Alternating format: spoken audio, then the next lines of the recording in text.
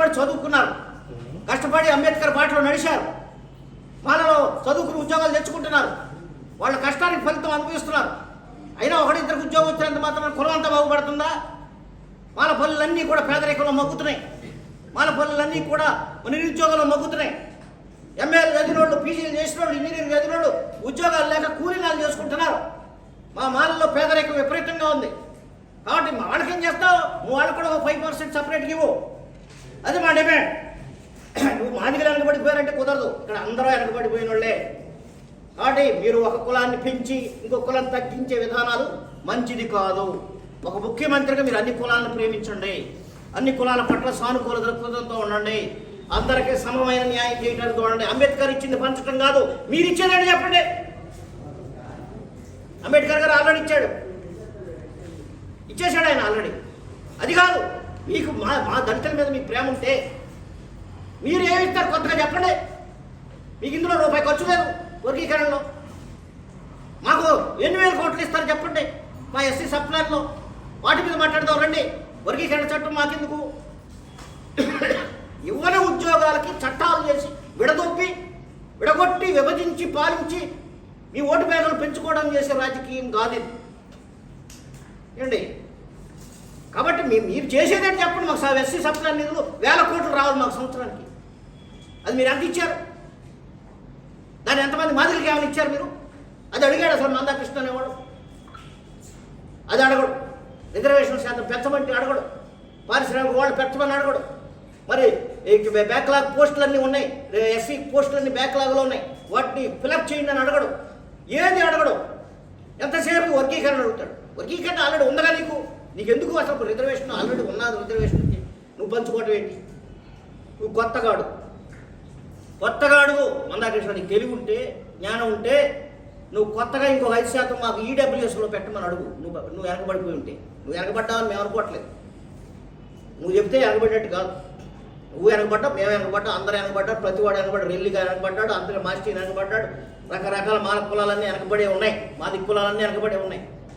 కాబట్టి ఎవడోగా వెనకబడలేదు, ఎవడో అభివృద్ధి చెందలేదు. ఒకటిద్దరు అయినంత మాత్రాన అది కులం అభివృద్ధి చెందినట్టు కాదు. అందువల్ల ఇందిరా సాని కేసులో బీసీలు ఏబిసిడి జడ్జిమెంట్లో ఈ కులం వెనకబడింది, ఈ కులం అభివృద్ధి చెందింది, దీన్ని తీసేయండి, దాన్ని ఉంచండి అని చెప్పినప్పుడు మరి ఇందిరా సాని కేసులో ఆమె చెప్పింది తీర్పు, ఒక కులంలో ఒకడు ఇద్దరు డెవలప్ అయినంత మాత్రాన కులం అంతా డెవలప్ అయిందని చెప్పటం సరికాదు. కాబట్టి వాళ్ళని చూపించి ఆ కులం డెవలప్ అయింది, ఈ కులం డెవలప్ అయింది, 4 ఐఏఎస్లు అయితే మొత్తం కులం అంతా అభివృద్ధి చెందిందా ఏంటి? అందువల్ల మేము ప్రశ్న చేసేది ఏంటంటే ఒకళ్ళు డేటా ఏంటి అసలు ఈ ఎక్సర్సైజ్ అనవసరం. వీళ్ళంతా వెనకబడిన వాళ్ళే. వర్గీకరణ ఎక్సర్సైజ్ మానేయండి, వర్గీకరణ చేయొద్దు. మీకు ఈ బాధితుల కులం మీద మీకు ప్రేమ ఉంటే ఏదైనా ఇచ్చుకోండి, వేరే విధంగా ఒక 5% పెంచుకోండి. ఎక్కడన్నా ఈడబ్ల్యూఎస్ పెట్టండి. మీరు అంతకుముందు కాపులకి ఈడబ్ల్యూఎస్లో ఇచ్చిన 10%లో 5% మీరు రిజర్వేషన్ ఇచ్చారు కదా, మరి మిగతా 5% బాధితులకి ఇచ్చుకోండి.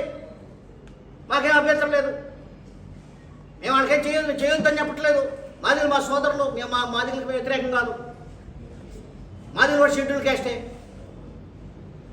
మీకు అనిపిస్తుంది వాళ్ళు వెనకబడిపోయారని, కానీ మాలు వెనకబడిపోయారని మీకు అనిపించట్లా. అది మా బాధ. ఒకళ్ళే వెనకబడాలి, అందరూ వెనకబడ్డారు ఇక్కడ. కాబట్టి ఆ విషయంలో మీరు తప్పు చేస్తున్నారు చంద్రబాబు నాయుడు గారు. ఇది కరెక్ట్ కాదు. మీరు సవరించుకోండి, ఈ ప్రయత్నాలు మానుకోండి, ఈ వర్గీకరణ మానుకోండి అని చెప్పడానికి ఇక్కడికి వచ్చాం. కాబట్టి స్పష్టంగా చెప్తున్నాం, వర్గీకరణ వ్యతిరేకిస్తున్నాం. వర్గీకరణ అనేటువంటిది రాజ్యాంగ విరుద్ధం, వర్గీకరణ అనేటువంటి న్యాయ విరుద్ధం, వర్గీకరణ సామాజిక విరుద్ధం, వర్గీకరణ అనేటువంటిది మరి అన్ని విధాలుగా అరిష్టదాయకం అని మేము చెప్తున్నాం. వర్గీకరణ వల్ల ఏ కులం లాభం పొందదో, అన్ని కులాలకి నష్టమే, 59 కులాలకి నష్టమే. కాబట్టి దీన్ని మేము ముట్టుకోవద్దు, దీనిలో మేము కొట్టుకు చస్తాం. రేపు మాపో రకరకాలైనటువంటి విద్వేషాలు రగులు కొలుకుంటాయి. గత చరిత్ర మనం చూసాం.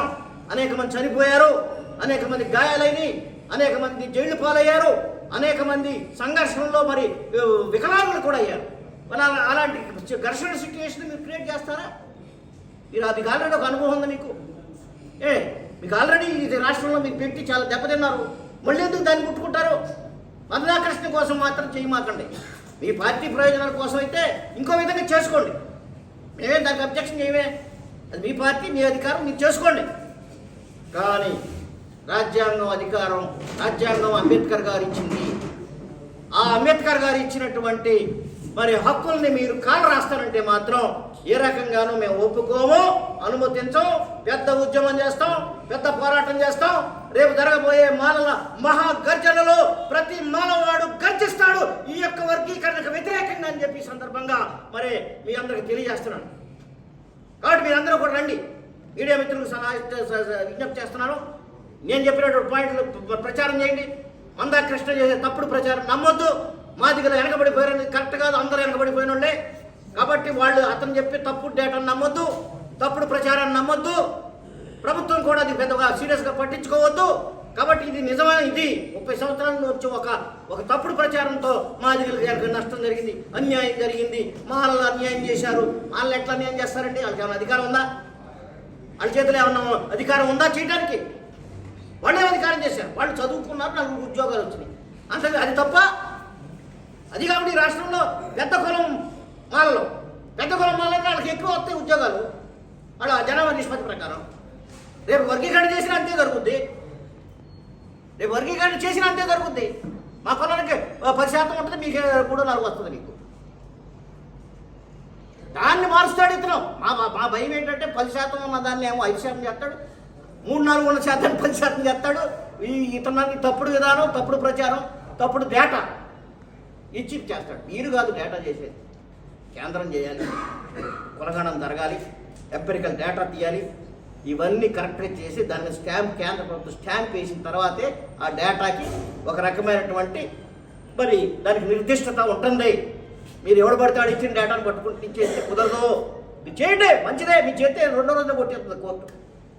మీరు తప్పులతో మీరు కనుక వర్గీకరణ చేసినట్లయితే వెంటనే మేము విజయం పొందుతాం. ఏంటి మీరు తప్పు అనే విధానాన్ని మీకు ముఖం మీద చూపిస్తాం. కాబట్టి మేము ప్రభుత్వానికి ఒకటే విజ్ఞప్తి చేస్తున్నాం, తొందరపాటు చర్యలు చేయొద్దు, అన్నీ పరిశీలించండి. ఈ యొక్క ప్రయత్నాల్ని మానుకోండి. అది చెప్పటానికే, ఈ తీర్మానాలు చేయటానికే రేపు జరగబోయే డిసెంబర్ 15న మాలల మహాగర్జన గుంటూరులో నల్లపాడులో చేస్తున్న సమావేశానికి అందరూ ఇచ్చేయవలసిందిగా ఈ పత్రికా ముఖంగా నేను తెలియజేస్తున్నాను. మాల సోదరులు, నా కుటుంబీకులు, ఆత్మీయ కుటుంబీకులందరికీ కూడా నేను ఆహ్వానం పలుకుతున్నాను. మీరందరూ రండి. అక్కడ మనం తీర్మానాలు చేద్దాం. మన యొక్క గర్జనని ప్రభుత్వానికి వినిపిద్దాం. మన యొక్క వ్యతిరేకతని ప్రభుత్వానికి తెలియజేద్దాం. మీరందరూ వచ్చి మరి భయపడొద్దు, ఏదో ప్రభుత్వం చేస్తుంది, మమ్మల్ని ఏదో చేస్తుంది. ఏమి చేయదు, మన హక్కులు మనకు ఉన్నాయి. కాబట్టి మీరు రండి. మీరు వచ్చి ఇందులో పాల్గొని దీన్ని దిగ్విజయం చేసి ఈ ప్రభుత్వానికి మన యొక్క వ్యతిరేకతని స్పష్టం చేద్దాం. అది జై భీమ్.